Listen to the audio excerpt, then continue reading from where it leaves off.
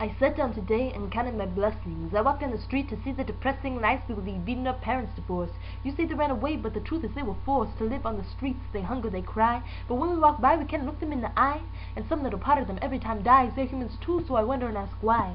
Why do we think that we're better than them? It's because our lives are not broken and condemned, and even more still, should we not take pity on those who our society wishes to quietly dispose of every single day that we idly stand by? Every 5 seconds a child will die. There are 200 million in the world who are orphans. No one to love them, no one to care for them, and how is it that we keep on living our lives? When all around the world husbands are beating their wives and children, they're growing up in a world that's deranged. With violence and guns, they plead that we change our ways are something of the past. When here in the West we live by our class, there are people on Wall Street who are living just fine. But the reality is in North America, 1 in 6 children live below the poverty line. And I know that I'm throwing this information at you and you're probably wondering when it'll be through, but I will not stop until everyone sees that in every way we all live with disease, but we can ease the hurt of our boys and girls. We can be the change we wish to see in the world. Gandhi, Nelson Mandela, Mother Teresa, draw inspiration from people like them. They all stood up for what they believed in, and so I ask you, will you be deceived in to believe in that there's nothing you can do, because there is, and I know that you know it deep down. You can be the one to save them before they drown. You can be the light that brightens their day.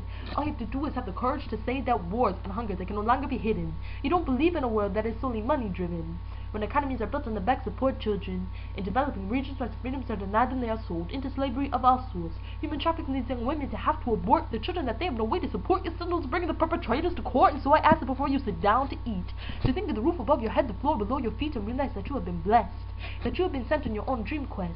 And now you must decide what makes you a woman or a man, because I dream of a world where everyone can have access to freedom, have access to schools, where there are no blood trees for diamonds or jewels, where people aren't ashamed of their gender, religion, or race, when society can learn to slow down its fast pace and not waste to stop, and smell the roses and appreciate the beauty. Before global warming destroys everything we see, there was so much wrong in the world, but there is also good. My mission was not to please you, but so that you would.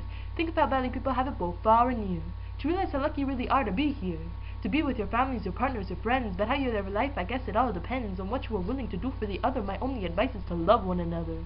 I sat down today and counted my blessings. Thank God for my family, food, water, and dwellings. So if you're like me, truly thankful for what you've been given, repay what you've been dealt by healing the world that we live in.